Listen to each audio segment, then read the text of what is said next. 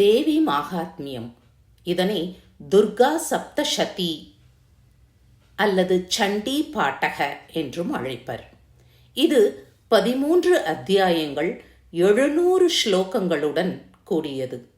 தேவியானவள் துர்கை, சண்டி போன்ற பல வடிவங்கள் எடுத்து மகிஷாசுரன் போன்ற கோரமான தீய அரக்கர்களை போரில் வீழ்த்தும் கதைகளை கூறுகிறது. அமைதி காலங்களில் தேவி லக்ஷ்மியாகவும் சரஸ்வதியாகவும் காட்சியளிக்கிறாள்.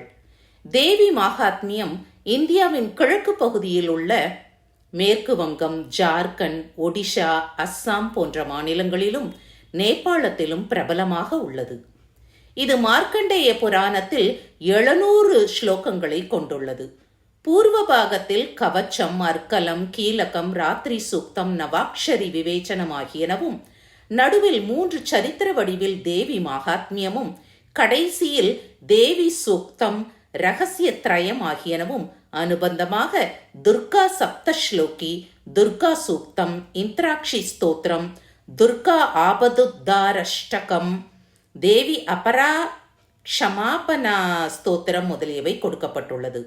பிரம்ம வித்தையும் ஸ்ரீ வித்தையும் ஒன்றே என்பதை கருத்தில் கொண்டு தேவி மாகாத்மியத்தை பாராயணம் செய்ய வேண்டும். பிரம்ம வித்தையான வேதாந்தம் கூறும் உண்மைகளை அனுபவத்திற்கு கொண்டு வர வழிகாட்டுவது ஸ்ரீவித்தை. மந்திரமும் தந்திரமும் ஸ்ரீவித்தையில் அடக்கும். ஒரே பரம்பொருள்தான் ஓம் என்ற பிரம்ம வித்யா மந்திரத்தாலும் ஹ்ரீம் என்ற ஸ்ரீவித்யா மந்திரத்தாலும் கூறப்படுகின்றது. ஹ்ரீம் என்பது மாயா பீஜம் அல்லது புவனேஸ்வரி பீஜம் என்று அழைக்கப்படுகிறது.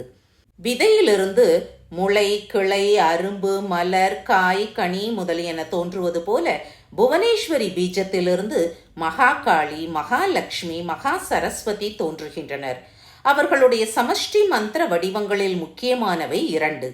நவாக்ஷரி மந்திர தீட்சை பெற்றவர் நவார்ண ஜபத்திற்கு அங்கமாக சப்தசதி பாராயணத்தையும், சப்தசதி மந்திரத்தை முக்கியமாய் கொண்டவர் அதற்கு அங்கமாக நவாக்ஷரி ஜபத்தையும் அனுஷ்டிப்பர்.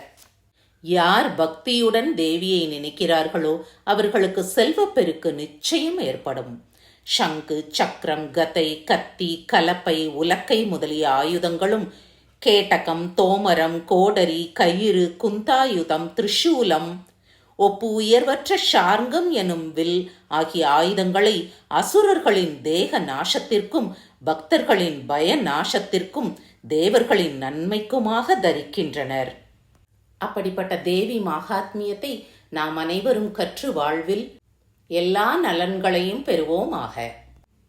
தேவி மாகாத்மியம் பல பாட்ட பேதங்களை உடையது.